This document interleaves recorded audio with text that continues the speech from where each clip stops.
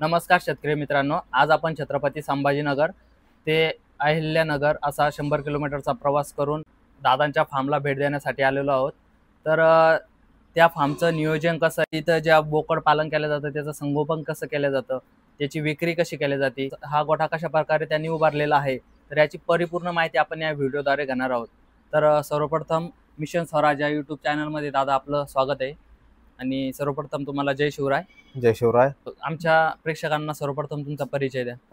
माझं नाव नितीन बाबासाहेब मस्के, मुक्काम पोस्ट भावी निमगाव, तालुका शेवगाव, जिल्हा अहिल्यानगर। तर मला सर्वात प्रथम असा प्रश्न होता तुम्हाला की तुम्ही वयाच्या कितव्या वर्षी तुम्ही ह्या उद्योगात उतरले? मी 2018 साली या व्यवसायामध्ये उतरलो होतो। मी 18 वर्षाचाच असताना या व्यवसायामध्ये उतरलो होतो। या व्यवसायात तुम्ही उतरताना किती बोकडापासून तुम्ही सुरुवात केली? मी एकाच बोकडापासून सुरुवात केली होती। एका बोकडापासून सुरुवात केली आणि त्याच्यानंतर तुम्ही स्टेप बाय स्टेप ते वाढवत गेला? हो, एकच बोकड मी सुरुवातीला खरेदी केलं होतं बाजारामधून। तर तेच बोकड मी 4 महिने सांभाळून पुढे 5000 रुपयाला त्याची विक्री केली होती। त्यामध्ये ते त्यावेळेस 2018-19 साली ते 1600 रुपयाला मला छोटस चारा खाणार पिल्लू भेटलं होतं। तर तेच मी 4-5 महिने सांभाळून त्याला मी 5000 रुपयाला विक्री केली आणि त्याच पैशामध्ये जवळपास मी 3 पिल्ल पुन्हा विकत आणले होते। असं स्टेप बाय स्टेप हे वाढवत आलतो। स्टेप बाय स्टेप तुम्ही वाढवत गेला? यस। आणि आता तुमच्या गोठ्यामध्ये कितीची संख्या आहे? आता सध्या 80 बोकड आहेत माझ्याकडे। तर ते बोकड तुम्ही कोणत्या प्रजातीचे विकत आणता बाजारामधून? मी गावरान आणि उस्मानाबादी मध्येच काम करतो। तर त्याचं आम्हाला संपूर्णपणे नियोजन सांगा की तुम्ही स्टेप बाय स्टेप कसे बोकड आणता आणि कसे ते विक्री पर्यंत काढता? मी 3 ते 3.5 महिने वयाचे बोकड आणतो मी बाजारामधून। आमच्या जवळपासच्याच बाजारामधून ते मी खरेदी करतो। साधारणतः एक चारा खायला लागलेले पिल्ले असे नुकतेच दूध तुटलेले पिल्ल असतात ना, तर ते बोकड मी खरेदी करून आणतो। एक साधारणतः 4 ते 5000 रुपयापर्यंत आपल्याला बोकड बसतात ते। तर ते पुढे मी 4 महिने सांभाळतो ते बोकड आणल्याच्या नंतर। तर मला समजा एक 4000 रुपयाला जर तो बोकड आणला ना मी, तर मला 4 महिन्यामध्ये त्याला 1000 रुपये खर्च येतो त्या नगाला। तर असं ते 5000 रुपयाला नग पडतो आणि 4 महिने सांभाळल्यानंतर 8000 ते 9000 रुपयापर्यंत त्या बोकडाची विक्री होते। तर तुम्ही 4 महिने बोकड आणता आणि 4 महिने त्याचं संगोपन करता, तर त्या 4 महिन्यामध्ये तुम्ही कशा प्रकारे त्यांचं संगोपन करता? त्यांना काय खुराक देता? त्या 4 महिन्यामध्ये तुम्हाला काय काय त्याची व्यवस्था करावी लागते? ते आणल्यानंतर सगळ्यात पहिले तर त्यांना जंताचा डोस देतो मी। आणल्यानंतर 1-2 दिवस इथे रेस्ट करू देणार। त्याच्यानंतर त्यांना डिवॉर्मिंग करून घेणार, म्हणजे जंतनाशक देऊन घेणार।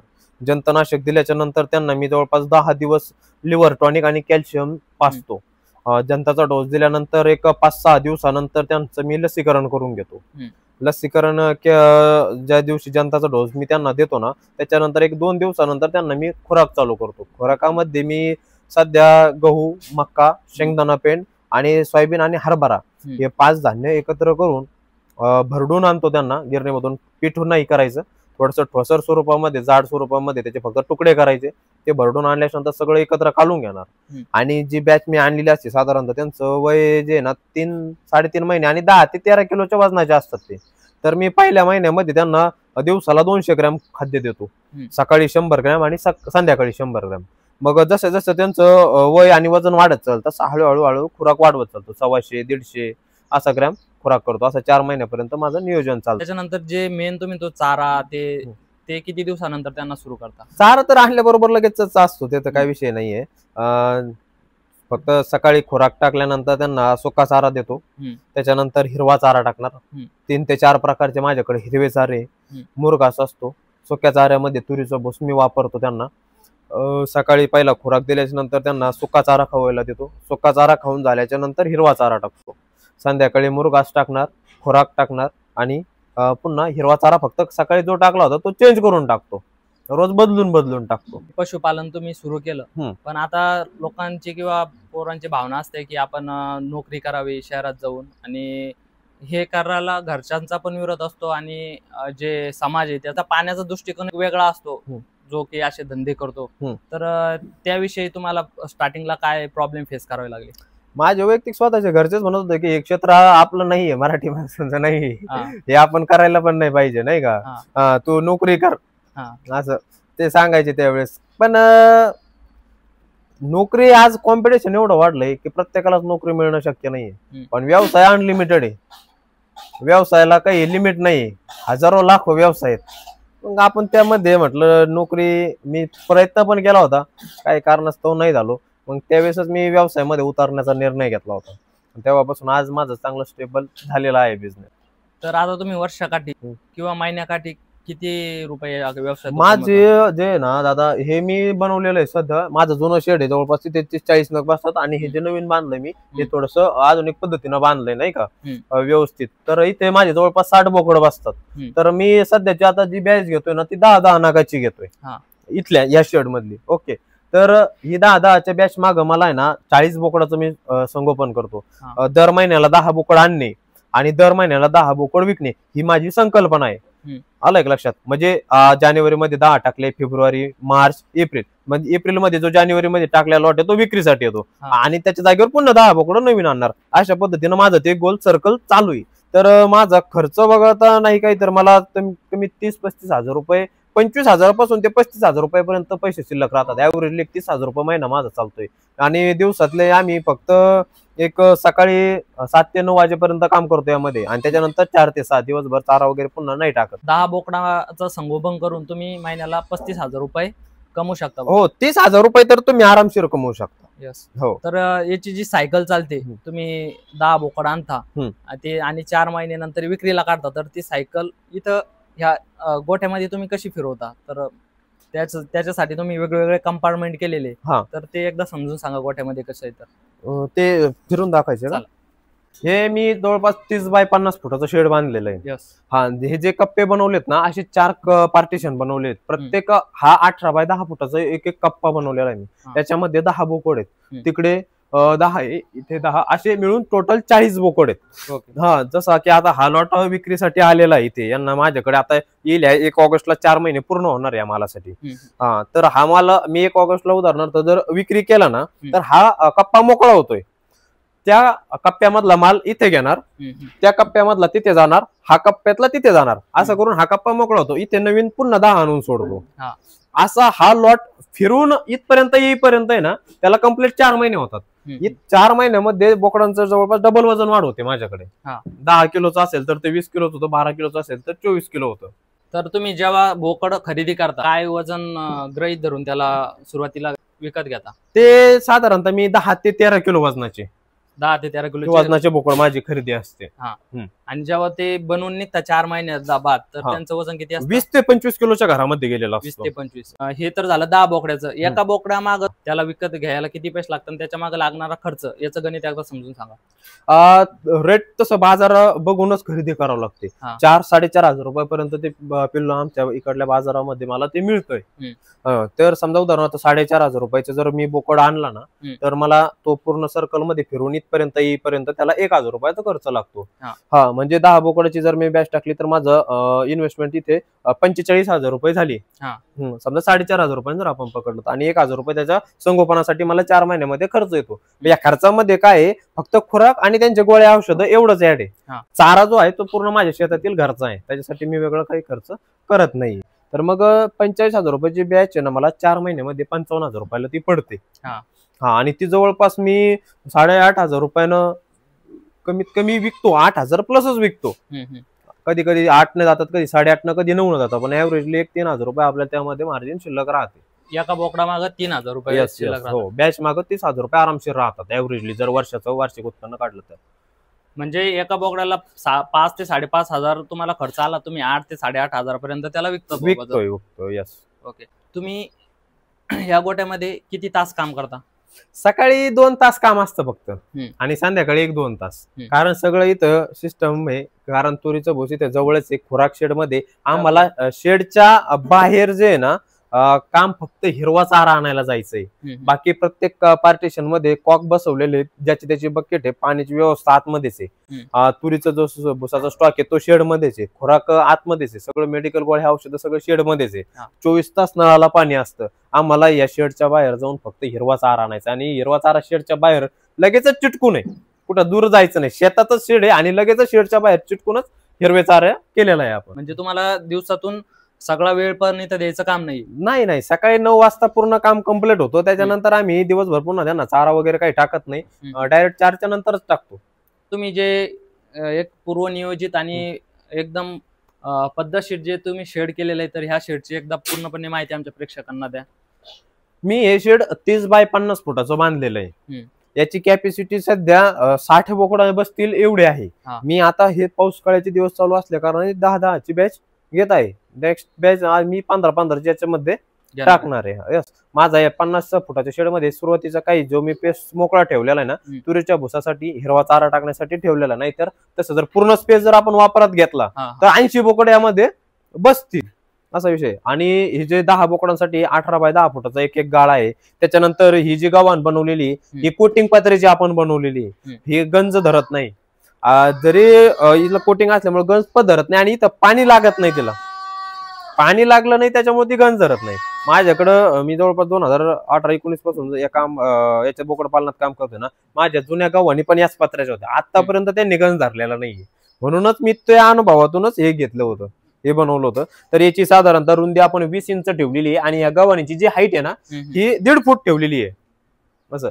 आणि बाकीचं सर्व काही तुम्ही मोकळा स्पेस ठेवलेला आहे, तर ते कशासाठी? हे फक्त हे जे पडदे लावलेले आहेत ना, तर ते फक्त ज्यावेळेस पाऊस आणि थंडीचा दिवस असते ना त्याच वेळेस ते बंद केले जातात. बाकी सगळं कायम हवेशीर असंच राहतं. इकडून उन्हाचं प्रमाण थोडस लवकर येतं त्यामुळे ते शेडनेट फक्त तिथे फिक्स केलेलं आहे ना. त्याच्यातून हवा पण पास होते आणि ऊन पण येते. ते 90% शेडनेट आहे. तिकडून जर कडक ऊन आलं ना 10% ऊन आतमध्ये येते तिकडनं पण. त्याला जर हा व्यवसाय करायचा असला तर त्याला इनिशियली किती खर्च येईल? म्हणजे त्याला 10 बोकडा पाळायचे आणि तुमच्यासारखा असं शेड बनवायचं आहे तर त्याला किती खर्च येईल आणि त्याचा पैसा किती दिवसामध्ये रिकव्हर होईल? तर याचं एकदा थोडं गणित समजून. आता मोठ्या सेटअप मध्ये जर एखादा अचानक उतरणार असेल तर त्याला एखाद्या फार्मर्सची किंवा एखाद्या डॉक्टरचा गायडन्स असणं खूप गरजेचं आहे. नाही तर त्यांनी एवढ्या मोठ्या प्लॅन मध्ये उतरू नये. सुरुवातीला त्याने एक 10 बोकडा 5 बोकडापासून चालू करा. आणि जर एवढ्या मोठ्या सेटअप मध्ये जर त्याला वन टाइम लगेच उतरायचं असेल तर मग त्याला साधारणतः 2.5 ते 3 लाख रुपये शेड साठी खर्च येईल.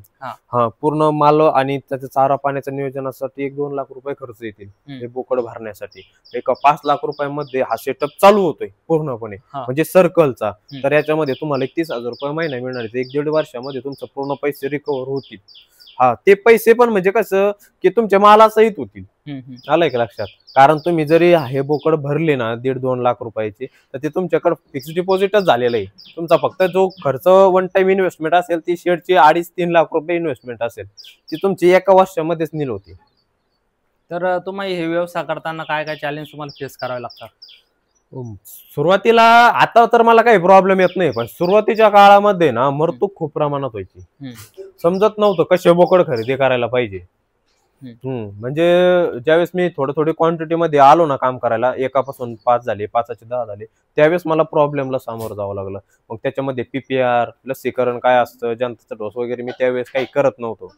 मग ते जेव्हा मरतूक वगैरे व्हायला लागली ना त्यावेळेस डॉक्टरांच्या सल्ल्याने इतर ठिकाणी माहिती गोळा करून काय असतंय, का मारतायत, कोणता बोकड सुधारला नाही, मग कसा खरेदी करायला पाहिजे. उदाहरणार्थ 10 बोकड जर आपण मार्केटमधून खरेदी करून आणले तर त्यातले 5 बोकड सुधारले आणि 5 बोकड तसेच राहिले तर मग मी त्यावेळेस ते थोडासा अभ्यास करायचो की हे बोकड सुधारलंय, हे नाही सुधारलं. मग जे सुधारलंय ते लक्षात ठेवायचं आपण कसं पद्धतीचं खरेदी केलं होतं. आणि मग पुढल्या वेळेस ज्यावेळेस मी तो लॉट काढून टाकल्याच्या नंतर सेम त्याच पद्धतीचे सगळे बोकड खरेदी करून आणायचो. म्हणजे अशा फक्त एक एक चुका सुधारत गेलो, एक चूक डबल नाही केली.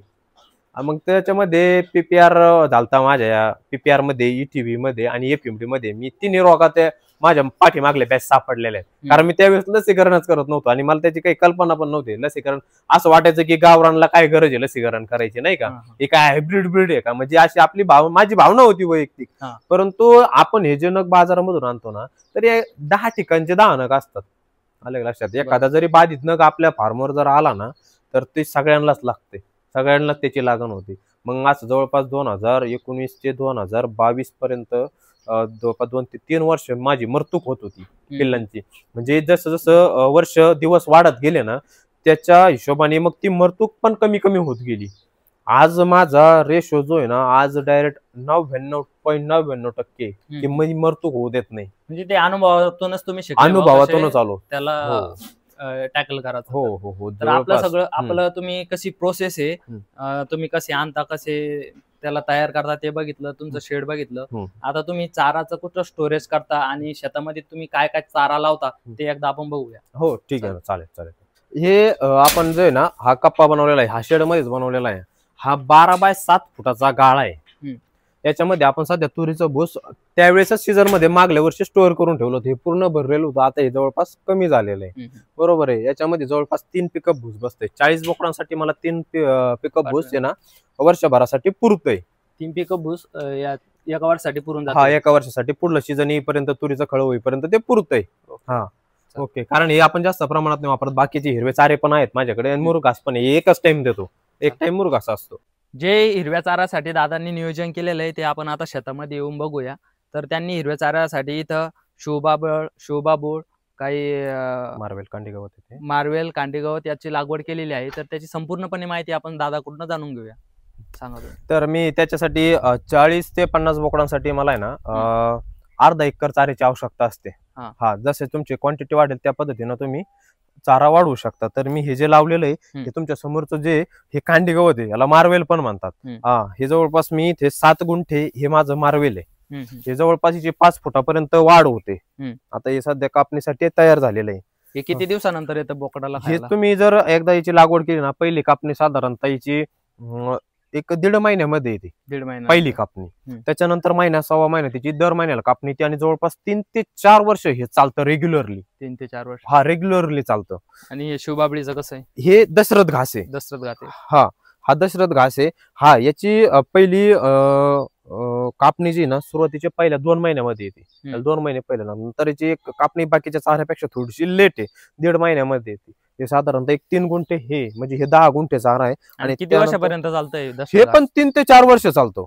आणि तुम्ही जे बांधावर शिवबाबळी लावलेलं आहे त्याचं कसं नियोजन आहे? त्याच्यानंतर या इथं पूर्ण बांधावरती सुबाबळी घेतलेल्या आहेत. याचा रेग्युलर वापर करत नाही. ह्या आठवड्यातून आपण 2च दिवसांना पिल्लांना खाण्यासाठी टाकतो. ओके. हा, तर ही तर काय एकदा लावल्यानंतर ही बहुवार्षिक आहे. 10 वर्ष 20 वर्ष काही होत नाहीये. तर याचं फक्त तुम्ही बांधावर हे फक्त सर्व बांधाने लावून टाकलेले आहेत. तरी किती क्वांटिटी मध्ये लावलेलं असेल आपण? त्या आता झाडं तर मोजलेले नाहीयेत, परंतु आहेत पूर्ण बांधावरती ते झाडं लावलेले आहेत मी. हे 3च प्रकारचे हिरवे चारे तुम्ही वापरता? नाही, इकडे मेथी घास पण आहे ना अजून. हा, इथे जो आहे इथे मेथी घास टाकलेला आहे आपण. हा, मेथी घास किती आहे याच्यामध्ये गुंठ्यामध्ये? हा 10 गुंठ्यामध्ये घास आहे. 10 गुंठे आणि ते 10 गुंठे असा अर्धा एकरचा चारा आहे. सगळा अर्धा एकर मध्ये त्याला पशुखाद्य मिळून जातं समजा. हा हिरवा चारा आहे एवढा. याची पण 25 दिवसामध्येच कापणी येते याची. तर मित्रांनो, आपण हिरव्या चाऱ्याचं आणि त्यांचा जो सुका चारा आहे त्याचं सर्व काही आपण याचं नियोजन कसं हे बघितलेलं आहे. तर मित्रांनो, एक व्यवसाय सुरू केला तर तो एक सीमित नसतो, तर त्याच्यापासून अनेक असे व्यवसाय सुरू होत असतात. तर दादा फक्त बोकड पालनच करत नाही, तर ते त्यासोबत जो शेतकऱ्यांना पाळण्यासाठी बोकड लागतो तर त्याची ट्रेडिंग पण करतात. आणि त्यांच्या मार्फत महाराष्ट्रामध्ये कमीत कमी 100 गोठे तयार झालेले आहे. तर ते कशा प्रकारे ट्रेडिंग करतात तर ते आपण जाणून घेऊ, त्यांचं ट्रेडिंगचं व्यवस्थापन कसं आहे. तर मित्रांनो, पाठीमागे जे बोकड तुम्हाला दिसत आहे ते दादा फक्त ट्रेडिंगसाठी वापरत असतात. तर ट्रेडिंग हे ते कशा पद्धतीने करतात आणि त्या मार्फत सुद्धा ते कशा पद्धतीने पैसा कमवतात, तर हे सर्व काही आपण त्यांच्याकडनं जाणून घेऊ. नवीन शेतकऱ्यांना जर बोकड पालनामध्ये उतरायचं असेल ना, तर त्यांना बाजारामध्ये गेल्याच्या नंतर बोकड कसे खरेदी केले पाहिजेत, आज जरी बोकड ओळखता येत नाहीत, तर अशा शेतकऱ्यांसाठी मी काय करतो, मी स्वतः बोकड खरेदी करून देतो. तर त्याच्यासाठी काय करावं लागतं, त्यांना एखाद्या शेतकऱ्याला जर 10 बोकड पाहिजे असेल ना, तर मी त्यांच्याकडून एक किरकोळ ऍडव्हान्स स्वरूपात घेतो की 5,000 रुपये माझ्याकडे द्या तुम्ही. जसं आता कसं सध्या कमीत कमी 150 शेतकऱ्यांची माझ्याकडे ऍडव्हान्स बुकिंग पेंडिंगला आहे. आलं एक लक्षात. मग जसं समजा टाइम पिरियड असेल ना, जसं वेटिंगला नाव येईल त्या हिशोबाने त्यांची बुकिंग घेतल्याच्या नंतर त्यांचं नाव आल्याच्या नंतर त्यांना फोन करून सांगितलं जातं की तुमचे 10 बोकड मी घेऊन आलेलो आहे, तुम्ही या आणि हे बोकड घेऊन जा. उर्वरित पेमेंट जे शेतकरी असतात न्यायला आल्याच्या नंतर देतात. तर याच्यामध्ये मी त्यांना बोकड आहे ना 10 ते 13 किलो वजनाचे बोकड 4,500 रुपये नगाप्रमाणे देतो. आणि ते बोकड दिल्याच्या नंतर त्यांना कसे पाळायचे, लसीकरण, जंताचं औषध, कोणत्या चारा किती प्रमाणात द्यायचा, या सगळ्या गोष्टी मी त्यांना माझ्याकडून फ्रीमध्ये सांगतो. त्याच्यासाठी कुठल्याही प्रकारची वेगळी फीज मी घेत नाही. तर त्याला तुम्ही त्याच्यानंतर बोकड त्यांना दिल्यानंतर किती दिवसासाठी त्यांना तुम्ही माहिती पुरवता? मी माझं जसं सेम टू सेम शेड्यूल आहे ना, मी सगळं तसं त्यांना सांगतो.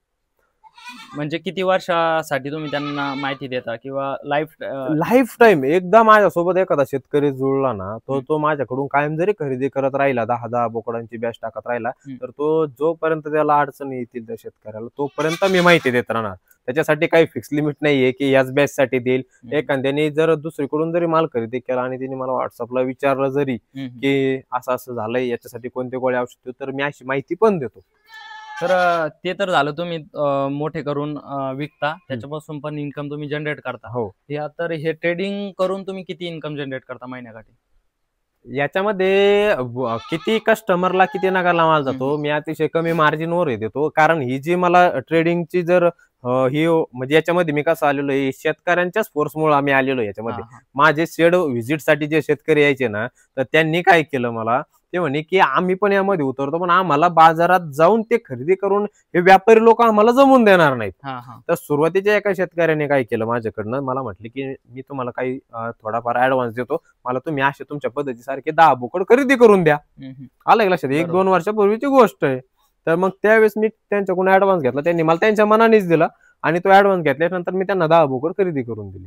ते बोकड खरेदी करून दिले, त्यांना ते जमलं, कारण माझा पूर्ण गायडन्स होता. ते फ्रेशर होते, पण मी इकडून गायडन्स करायचो. तर मग ते त्यांचा लॉट तो सक्सेस झाला. मग मी असंच म्हटलं ठीक आहे चला, हा एक इन्कम स्रोत मला त्यामध्ये दिसला. मग मी काय केलं, सोशल मीडियाद्वारे मग मी सांगितलं की मी अशा अशा पद्धतीचे बोकड देतोय, बुकिंग नुसार देतोय.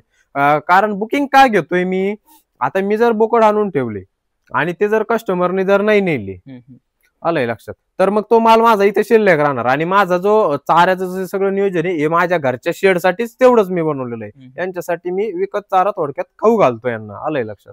तर त्यामुळं काय होतंय की थोडस प्रमाणात ऍडव्हान्स घेतो. यामध्ये आपण शेतकऱ्यांना पूर्ण मालाची गॅरंटी पण देतो त्यासोबत. काय, जसं की 10 ते 13 किलो वजन मी त्यांना मोजूनच दाखवणार.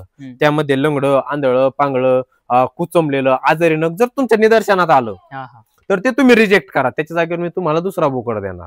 म्हणजे याची पूर्ण हमी देतो मी. तर एकंदरीत विचार केला तरी तुम्ही याच्यातून किती इन्कम सोर्स तयार करता? समजा साधारणतः माझे महिन्याकाठी 200 बोकड इथून सेलिंग होतात. 200 रुपये जरी मार्जिन पकडला तरी मी 40,000 रुपये, 30-40,000 रुपये इथून मला इन्कम मिळतोय ट्रेडिंग मधून. 30-40,000 आणि ऍक्च्युअल बोकड मोठे करून 30-35,000, एकंदरीत विचार केला तर 80,000 पर्यंत तुमचं उत्पन्न जातं आहे. हो हो दादा, मला एवढं सांगा की तुम्ही मोठे करता, हे करता, पण त्याच्यानंतर त्याचं सेलिंगचं कसं असतं? सेलिंग माझे सोशल मीडियाच्या माध्यमातून आहे ना, भरपूर शेतकऱ्यांशी कॉन्टॅक्ट, भरपूर व्यापाऱ्यांशी, दुकानदारांशी, हॉटेलांशी भरपूर कॉन्टॅक्ट जोडलेले आहेत. माझा पूर्ण माल आहे ना इथूनच जागेवरून सेल होतो. मला फक्त घेण्यासाठी बाहेर जावं लागतं, परंतु विक्रीसाठी पूर्णची पूर्ण जागेला माल विक्री होतो. त्याच्यामध्ये व्यापारी येतात, दुकानदार असतात, खाटी शेतकरी पण असतात काही. म्हणजे बघा तुम्ही की एक चांगल्या प्रकारे माल ते वाढवतात, त्यामुळे त्यांना अशी वेगळी मार्केटिंग करायची पण जरूरत नाहीये. त्यांचा जागेवरून सगळा काही जो माल आहे तो सेल होत असतो. तर जे कोणी नवीन ह्या धंद्यामध्ये येऊ इच्छितात तर त्यांना तुमचा काय सल्ला असेल? 100% उतरा, नोकरीच्याच मागे पडू नका. सगळं नोकरीच सर्वस्व नाहीये. तुम्ही व्यवसाय जरी केला तरी तुम्ही चांगल्यापैकी उत्पन्न मिळवू शकता. जसं तुम्ही नोकरी करण्यामध्ये जसे डिग्रीसाठी 2 वर्ष घालता, नंतर कोर्ससाठी 2 वर्ष घालता, तसंच व्यवसायामध्ये पण 2-3 वर्ष लॉस हो प्रॉफिट हो चालू ठेवा, जोपर्यंत प्रॉफिट मध्ये येत नाही तोपर्यंत. कारण लगेचच नाही ना, तुम्ही नोकरी लागण्यासाठी 3-4 वर्ष तर अभ्यास करता, हे करता, सगळं करता. मग व्यवसायामध्येच तुम्हाला काय होतंय, बरेचसे व्यवसाय बंद पडण्याचं पण कारण हेच आहे. कारण एखादा जर व्यवसायात उतरला ना, तो 1-2 बॅच टाकणार बोकडाच्या किंवा शेळ्या पाळणार, वर्षभर करणार, जमलं तर ठीक आहे चालू ठेवतोय, नाही तर लगेच बंद करून टाकतोय. आलं का लक्षात? तर मग जसं की तुम्ही नोकरी लागण्यासाठी एवढे वर्ष घालता, एकदा जर एखादं प्रॅक्टिस करत असेल, नापास झाला तर परत पेपर देतोच ना. आलं का लक्षात? मग तसंच मग तुम्ही याच्यामध्ये पण करा ना, नापास होऊ द्या, लॉस होऊ द्या, काय अडचण नाही. तर तरुणांना हा एक मोलाचा संदेश दादांनी आपल्याला दिलेला आहे की एकदा ट्राय करायला काही हरकत नाही बाबा. आपण नोकरीसाठी तरी इतकी मरमर करतो, एकदा स्वतःसाठी, बिझनेस साठी पण करायला काही हरकत नाही. 5 पाठी टाकून झाल्या, आता बोकड दाखवू. मित्रांनो, त्या पाठी आपण गाडीमध्ये भरून घेतल्या. त्याच्यानंतर तुम्हाला ही बोकडांची क्वालिटी दाखवतो. हे 6 बोकड त्यांनी बुक केले आणि 5 पाठी असा 11 पाठींचा लॉट आता आपण पैठणला त्यांना पाठवणार आहे. हे एकदा बोकडांची क्वालिटी दाखवून द्या.